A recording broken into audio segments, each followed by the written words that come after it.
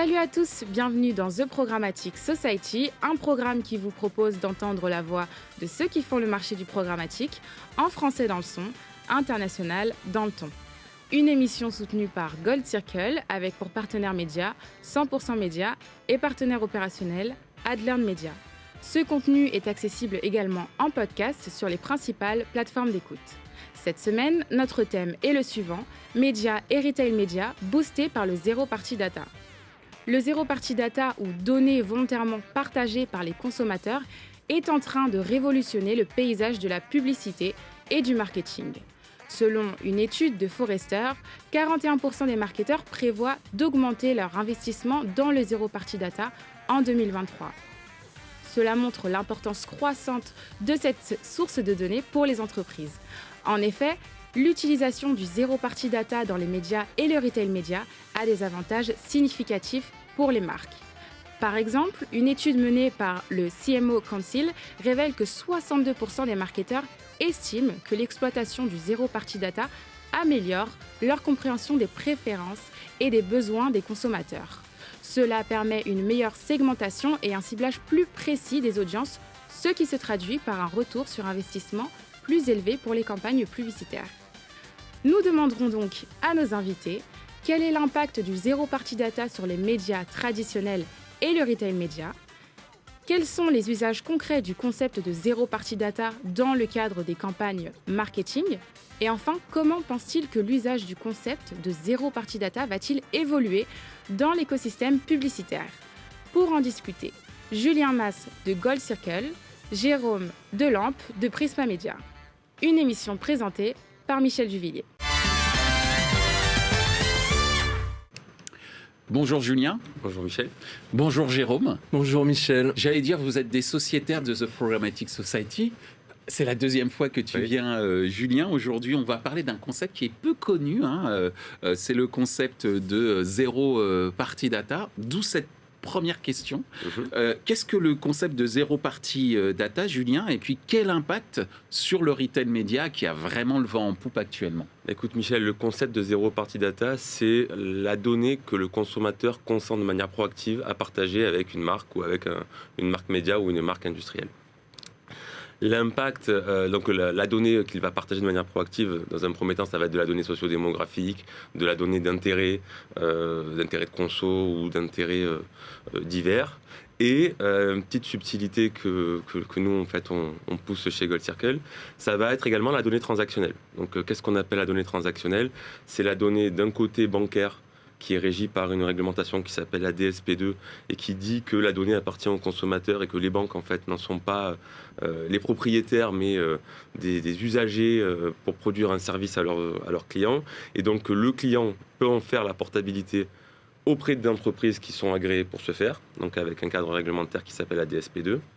Et donc ça permet à des entreprises comme la nôtre de collecter les données transactionnelles des utilisateurs et de les valoriser dans d'autres environnements, par exemple promotionnels. Donc ça, c'est un premier volet de la donnée transactionnelle. Et un deuxième volet de la donnée transactionnelle, c'est tout ce qui va être donné lié à l'environnement de retail. Donc ticket de caisse, reçu de paiement, etc. Donc là, même principe. Et là, c'est plutôt le cadre réglementaire RGPD qui va s'appliquer. Le consommateur est toujours propriétaire quelque part de ses données, de ses achats. Et il peut faire la demande explicite via un mandataire qui peut être un acteur comme nous, c'est notre spécificité, auprès en fait, de son responsable de traitement qui est le retailer, pour faire la portabilité de l'intégralité des tickets de caisse qui sont collectés dans une carte de fidélité, par exemple, d'un retailer comme Carrefour, Casino ou Leclerc.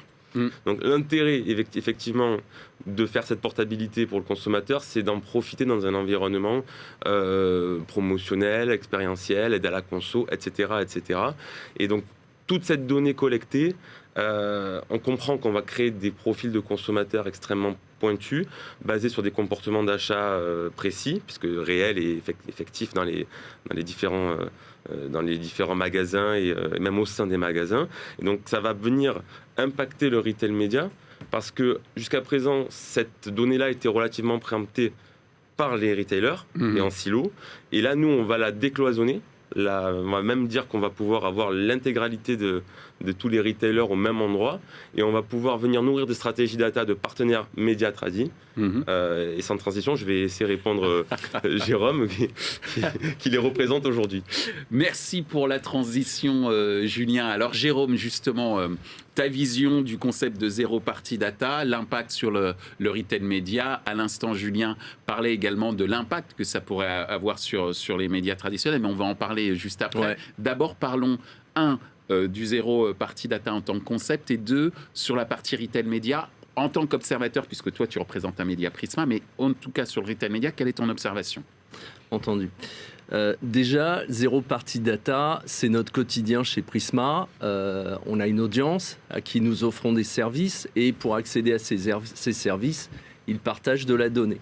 Nous, ça nous permet d'une part de mieux les accompagner en termes d'édito, mais aussi en termes de services, nouveaux services, et de fortifier notre relation avec cette audience. Là, effectivement, le partenariat avec Gold Circle, on fait un grand pas de géant vers le retail média. Et donc, cette fois-ci, on va associer déjà toutes les données déclaratives à des données transactionnelles. Donc, c'est là où nous, on s'ouvre au retail média. Et surtout, déjà, les chiffres de retail média, ce que j'ai noté, c'est 900 millions en 2022, 30% de croissance.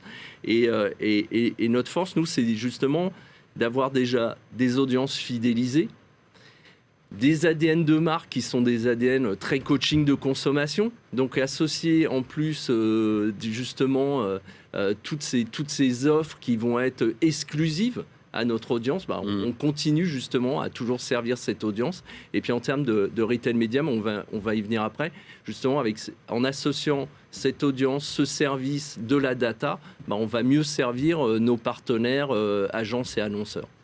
Merci Jérôme. Alors justement, on a parlé de l'impact du zéro party data sur la partie retail média.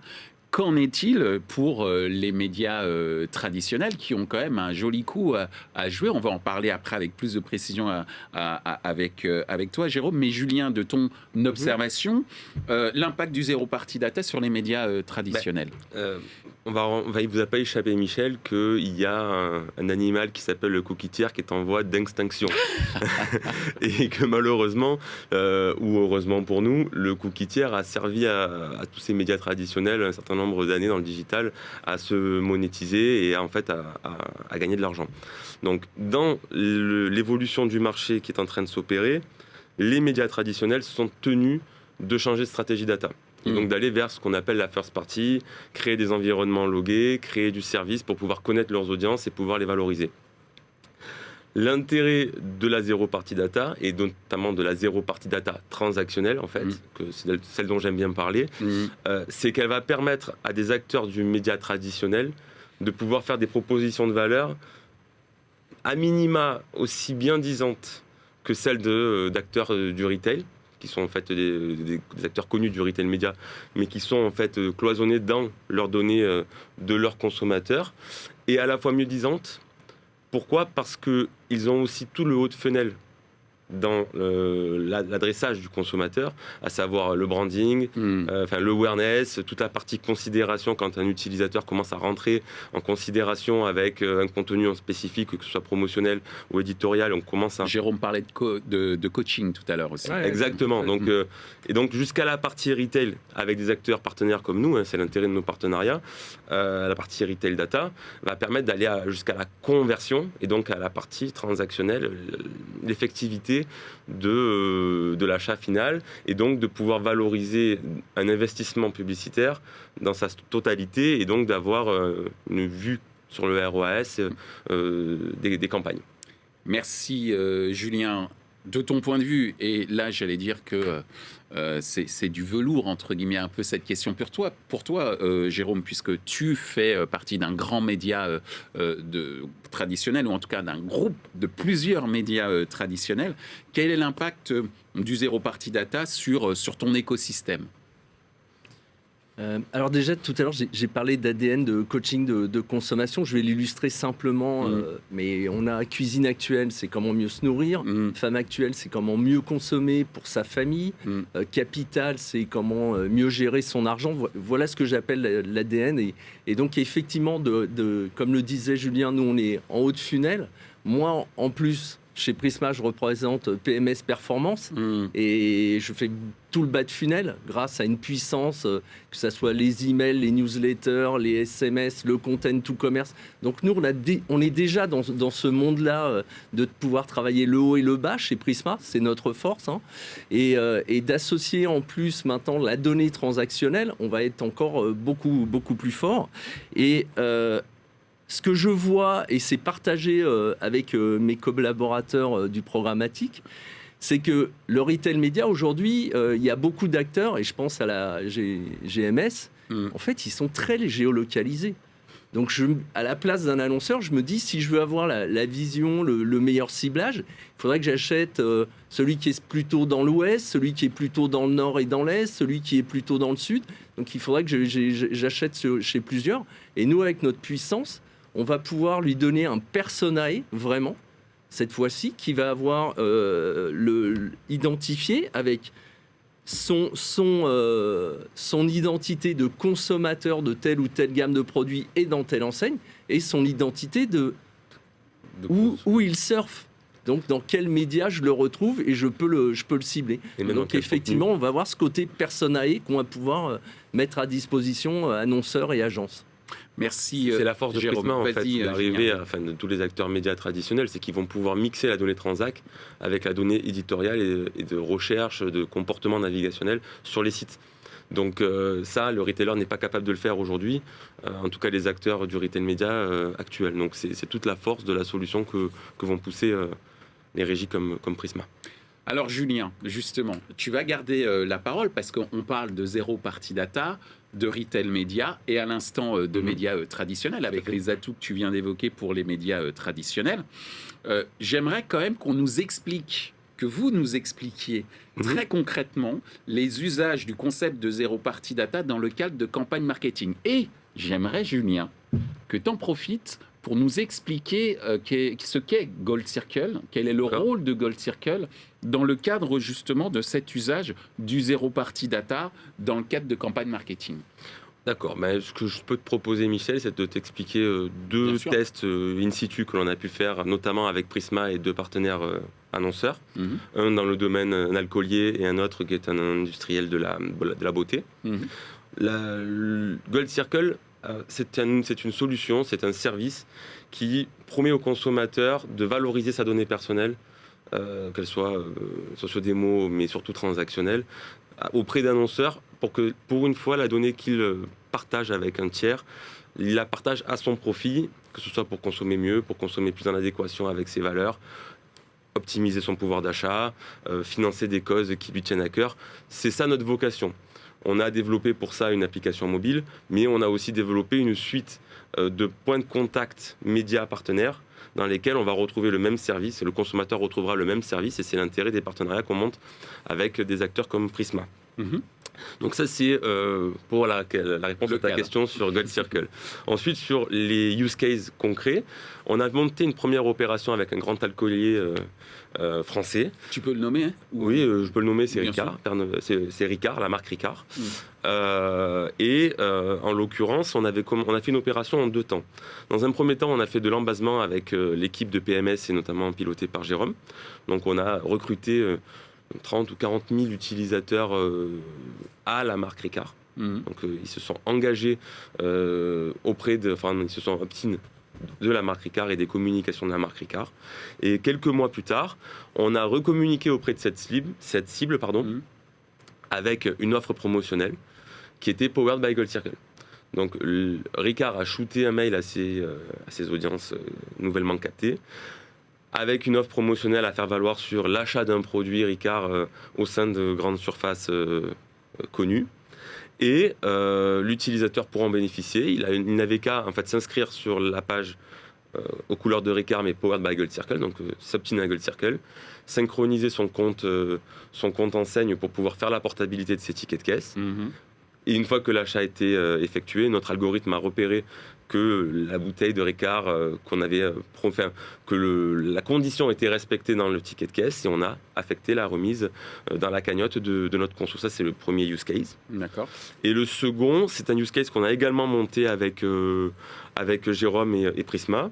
On est parti sur un autre modèle. On a fait une newsletter dédiée, enfin un mailing dédié, pardon, avec une offre pareille sur des remises sur des produits de beauté. D'accord.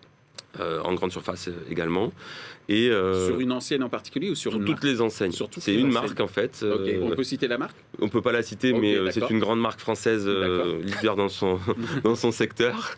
Mais, grande marque qui fait une newsletter par l'intermédiaire de tes services et ceux de Prisma. Par les intermédiaires de ceux de Prisma. Pour avoir des promos sur plusieurs On avait une promotion, magasins. on avait une remise de 10% sur tous les produits de la marque et sous-marques à faire valoir chez n'importe quel retailer. Et comme en fait on a connecté, on a permis le système, notre système permet la portabilité sur un maximum de retailers.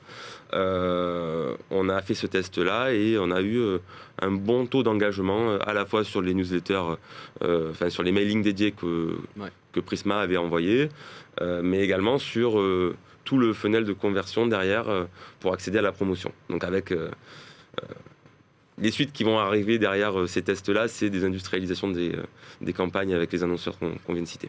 D'accord, donc un proof of concept qui est maintes fois, validé. On va dire, validé. Voilà. Merci Julien de nous avoir expliqué ce qu'était Gold Circle. Et J'espère concrètement, c'était parfaitement clair. Et également nous expliquer en quoi le concept de zéro party data était exploité dans le cadre des différentes campagnes marketing que tu nous as exposées. Jérôme, l'usage concret du concept de zéro party data dans le cadre de campagnes marketing orchestrées par Prisma Media Solutions. Est-ce que tu as des exemples ? Alors, il y a les deux exemples que nous avons travaillé ensemble avec Gold Circle. Ensuite, moi, ce que je vois, c'est ce que j'expliquais tout à l'heure. C'est-à-dire que là, on va encore affiner nos ciblages avec cette donnée transactionnelle. Comme l'a dit Julien, là on a travaillé, on a fait de l'embasement justement via nos bases email. On a 20 millions d'emails à disposition. Et donc on va optimiser. Et puis là, on va passer dans une seconde phase, nous, où on va aussi maintenant mettre en avant ce service auprès de nos audiences display pour pouvoir aussi maintenant le travailler en programmatique. Donc ça, c'est l'étape de demain, mais on va dire d'ici quelques jours même. On peut l'annoncer en avant-première. Nous, ce qui nous intéresse aussi, c'est qu'on propose l'omnicanalité. C'est-à-dire que grâce à ce service, nos internautes, ils vont pouvoir aussi bien acheter sur leur site e-commerce, mais aussi acheter en magasin. Et donc, pour l'annonceur, c'est fantastique. C'est ça. En fait, on vient compléter là le concept de content to commerce.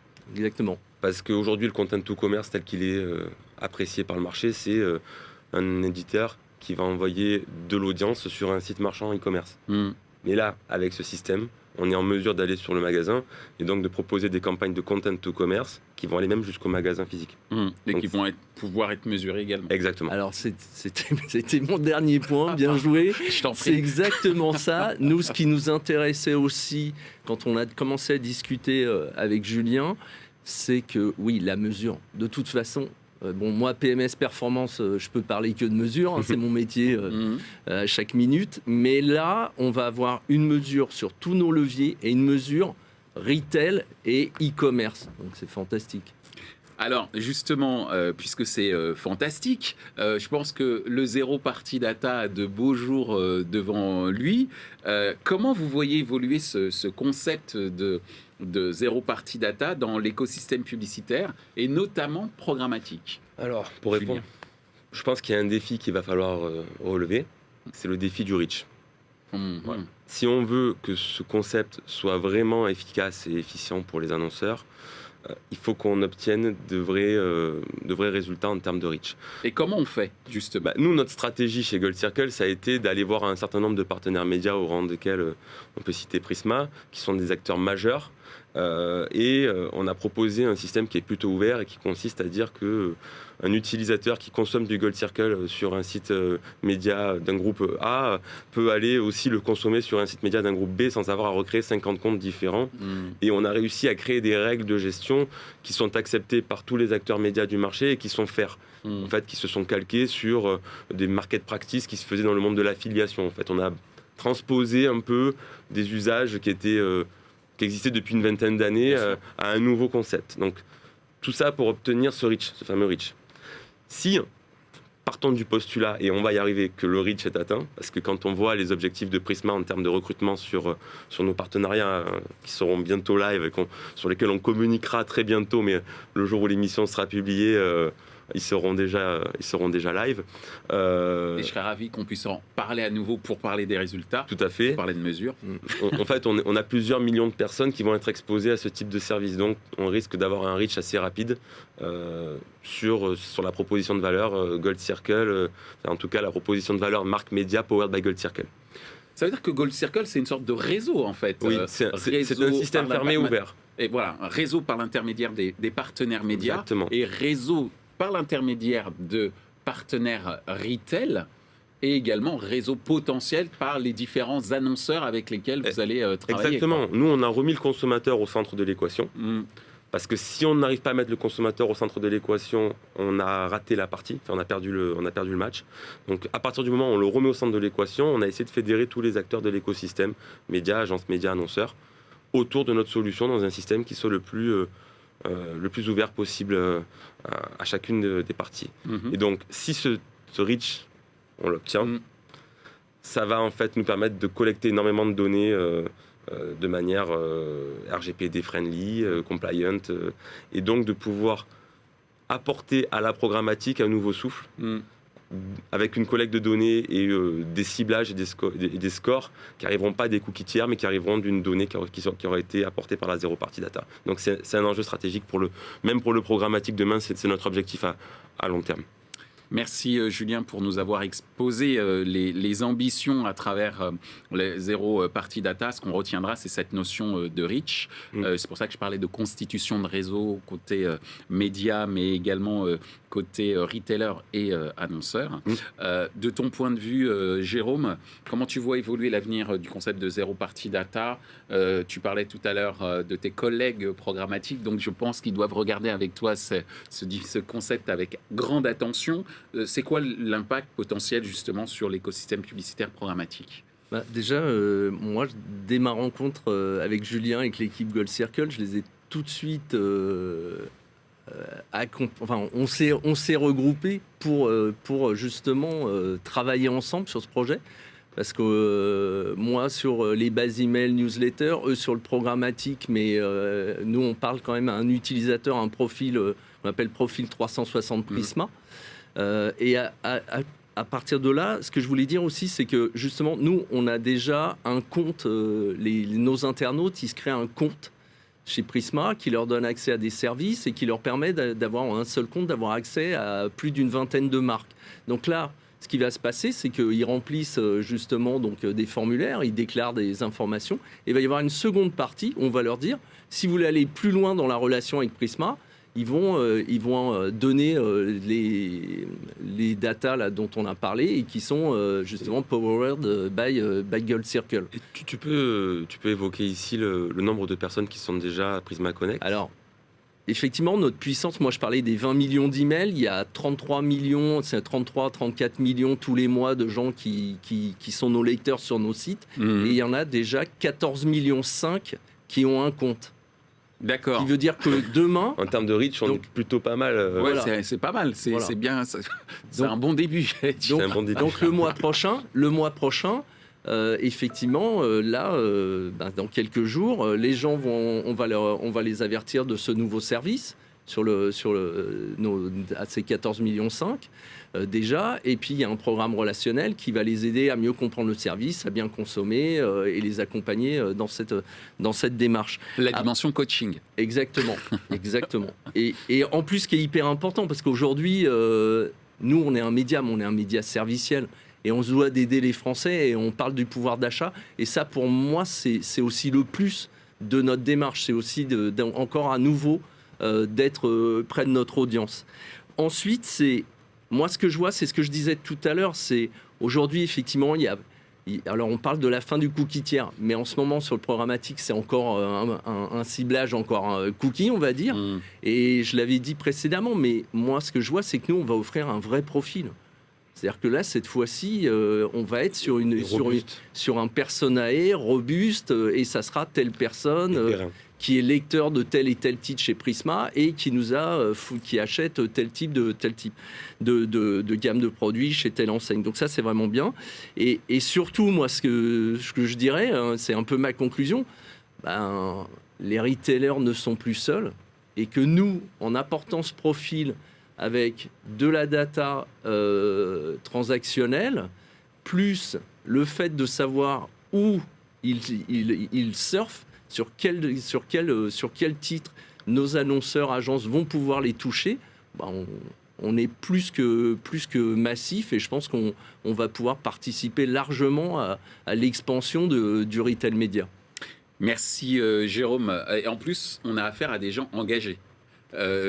Plus qu'engagé. Et donc ça, c'est quand même une donnée hyper importante. On parle beaucoup d'attention publicitaire en ce moment, et la meilleure des attentions, en tout cas la meilleure preuve d'attention, c'est quand justement le consommateur potentiel s'engage, et à travers justement le dispositif Gold Circle, le dispositif Prisma, eh bien, il y a la possibilité pour les annonceurs de s'adresser à cet utilisateur engagé et potentiel consommateur. Et puis, j'ai entendu des chiffres comme 14 millions d'inscrits, etc. C'est quand même assez colossal.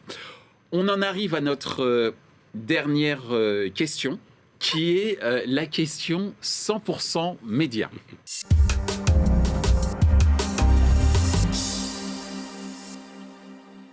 Bonjour Michel et bonjour à vous les invités. Alors évidemment, le retail média, c'est vraiment le segment dont on parle beaucoup aujourd'hui.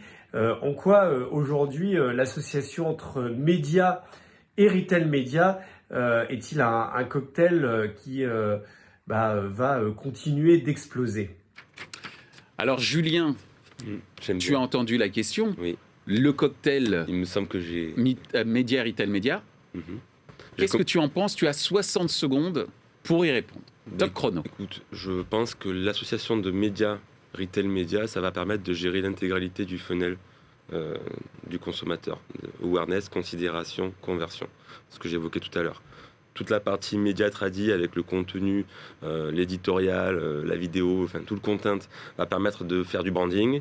On va commencer à rentrer en considération sur les sites que nous opérons en marque blanche avec les partenaires médias, où il y a de la promotion. L'utilisateur commence à s'intéresser à la marque, aux produits de la marque.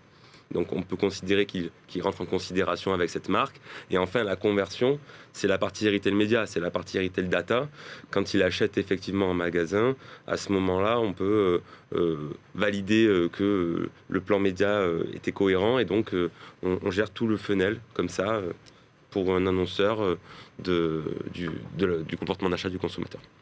Merci Julien, tu es à 10 secondes avant, donc c'est magnifique. Je suis synthétique, Michel. C'est parfait. Jérôme, est-ce que tu es prêt? Je suis prêt. Top chrono. Les médias, moi je parle de Prisma Média, c'est celui que je connais le mieux. Donc on a le reach, nos journalistes font des recommandations à travers du content. On fait aussi du content to commerce aussi, avec d'autres équipes. Donc, il y a toute cette partie recommandation. Et on va, en plus de ça, proposer des offres spécifiques à notre audience, exclusives. Donc, nous, on va associer vraiment notre puissance et notre pouvoir de recommandation à des offres. Et surtout, tout ça, on va pouvoir l'agréger sur des profils qu'on va mettre à disposition de nos partenaires, agences et annonceurs. Eh bien, merci Jérôme, 15 secondes avant la fin. Merci beaucoup Jérôme. Merci. Julien. Merci à toi Michel. Merci vraiment de nous avoir sensibilisés à cette notion de zéro party data. Et un autre point aussi que je pense qui est extrêmement important en ce moment, c'est qu'on parle beaucoup de retail média, on a tendance un petit peu à la mettre comme une sorte, ce concept de retail média, comme une sorte d'alternative alors qu'en réalité, ça peut être une excellente complémentarité. Exactement. Et ce qui est très intéressant, c'est de considérer que cette complémentarité média et retail média peut se faire en un seul lieu. Exactement. Et ça, c'est extrêmement important, notamment pour les acheteurs. C'est extrêmement aussi important et intéressant pour les consommateurs. Je veux pas faire en phase de pouvoir d'achat, vu les tensions sur le pouvoir d'achat actuellement. Exactement, donc consommateurs. Et puis également du point de vue média, si effectivement j'adhère déjà à un certain nombre de Bien titres, sûr. on parlait de Prisma, avec un écosystème de titres auxquels je suis fidèle et qu'en plus j'ai des offres qui sont peut-être exclusives, mais en tout cas extrêmement intéressantes par rapport à mes centres d'intérêt, c'est magnifique. Donc en fait, média, retail média, zéro party data, même combat. Merci donc Julien, merci Jérôme Merci. de nous avoir Merci, éclairés Michel. sur ces sujets. Ainsi s'achève ce débat autour du concept de zéro party data et son impact sur les médias et le retail média. Cette émission vous a été présentée par Michel Duvillier. Ce contenu est accessible en podcast sur les principales plateformes d'écoute. Merci à Gold Circle pour leur soutien, ainsi qu'à nos partenaires médias 100% Média et partenaires opérationnels AdLearn Media. Merci également à l'ensemble des équipes d'Altis Media pour la réalisation de ce programme. Post-production, traduction et sous-titrage par Uptown.